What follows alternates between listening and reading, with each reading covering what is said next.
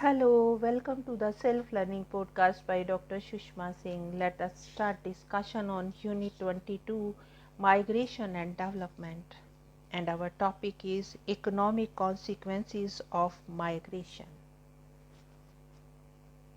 A mobile labor force can be an important ingredient in enabling more efficient production in an economy.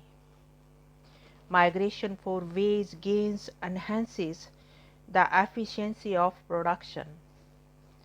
There are, however, few studies of the total contribution of internal migration to productive efficiency to make a generalization. Migration may also impact the rate of savings and accumulation in an economy, and perhaps growth.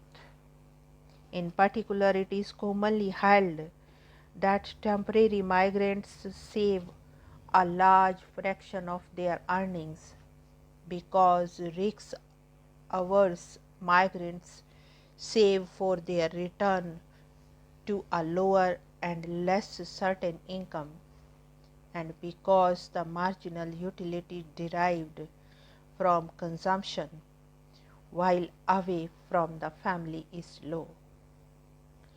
However, supporting evidence in the context of temporary internal migrants is lacking. Moreover, the temporary migration may only raise the propensity to save temporarily.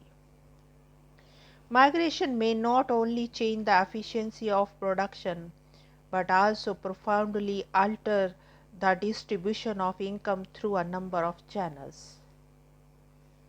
Migrate presumably gain from migration unless they make errors in judgment, or a gamble with respect to migration fails to pay off, or migration is not of the migrant's own free will. Nonetheless, the extent of social mobility associated with the migration may vary. Evidence from India suggests that a tiny group of urban migrant households fare extremely poorly, but the average migrant household enjoys a higher living standard than non-migrant, particularly after some time in town. Migrations also affects the incomes of people, both at origin and destination. One way that this happens is by altering the pattern of earnings among non-migrants as the migrant labor shifts. It is not obvious whether wages at origin increase and those at destination decline. In the long run, the departure of skilled migrants can raise the returns to education and training of those left behind,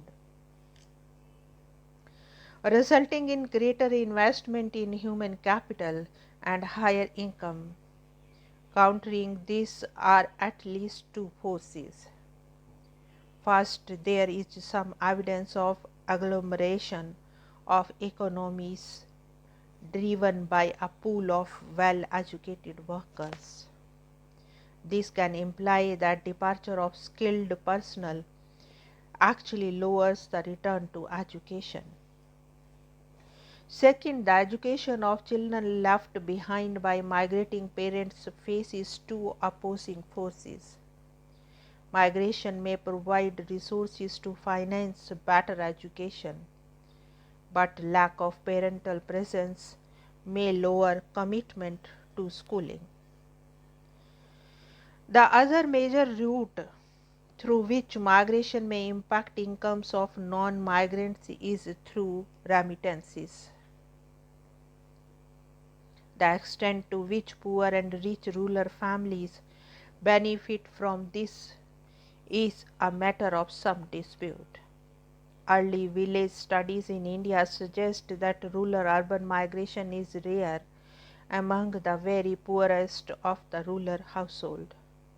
more common among agricultural laboring families, declines again among somewhat better off village households.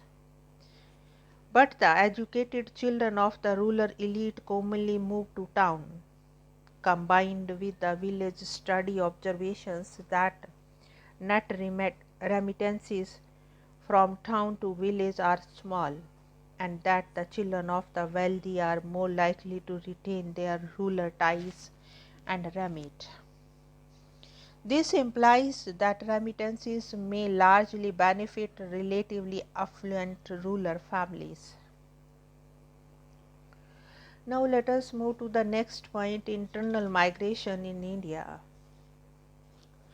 Demographers view migration under four broad streams: within rural areas, within urban areas, from rural to urban areas, and from urban to rural areas. These categories, of course, encompass interstate, intrastate, and international migration. The 1991 census analyzed the reasons of migration under the categories of employment, education, business, marriage, family relocation, natural calamities, and others. The total migrant population as per the census of 1991 was 8 crore 21 lakh 7,175, roughly 9% of the country's population. Nearly two-thirds of these were women and only half of the number were men. Of the total migrants, 85.1% had spent between 0 to 9 years in the place of residence of the last enumeration. Of the total migration across the country, 13.5% took place between states. The breakup for the different states present interesting variations. Maharashtra received the largest number of migrants, followed by Delhi, West Bengal, Madhya Pradesh, Uttar Pradesh. The largest migration out of any state is from Uttar Pradesh, followed by Bihar with nearly half that number. Tamil Nadu, Karnataka, Andhra Pradesh, Odisha, Rajasthan, and Punjab represent more or less equal figures for migration into and outside the state. Kerala took in 2,64,140 migrants, while 4,39,285 left it. Gujarat and Bihar provide an interesting comparison in terms of migration into and outside the state. While Bihar becoming population was 3,61,337 and outgoing was 12,26,839. By contrast, the incoming for Gujarat was double of that of Bihar, and the outgoing population stood roughly at a quarter of the population leaving Bihar. Indeed, migration into and out of different states could be attributed to their performance on various development indicators, such as industrialization, education, and availability of employment. While Bihar and Gujarat provide critical variation, one would also have a factor in the area and population of a state in assessing the migration pattern. For example, large migrations into Uttar Pradesh and Madhya Pradesh may have to be viewed against the large population in these states. International migrants form only 1.3% of the total migrant population. India is constantly termed a nation with an immobile population. The volume of internal migration has been increasingly studied throughout the century. Yet the percentage increase in migration has been viewed as small in comparison to the mobility transition that have occurred in parts of sub-Saharan Africa. Migration in India has traditionally been dominated by short-term ruler-to-ruler movement, which account for more than 60% of all migrations and are comprised mainly of women moving between their natal and affinal homes upon marriage.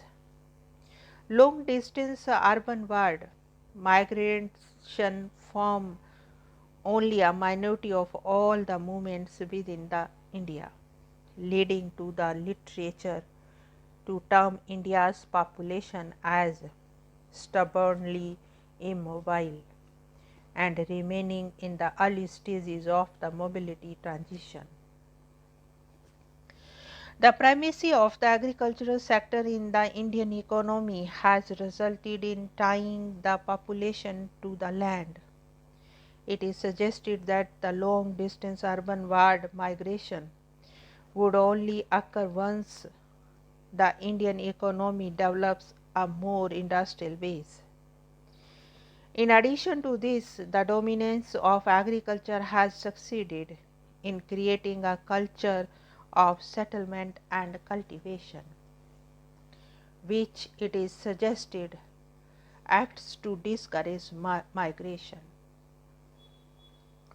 The process of early marriage and tradition of marriages between people from nearby villages and territorial endogamy has resulted in both early adult responsibilities and reduced the need to migrate long distances.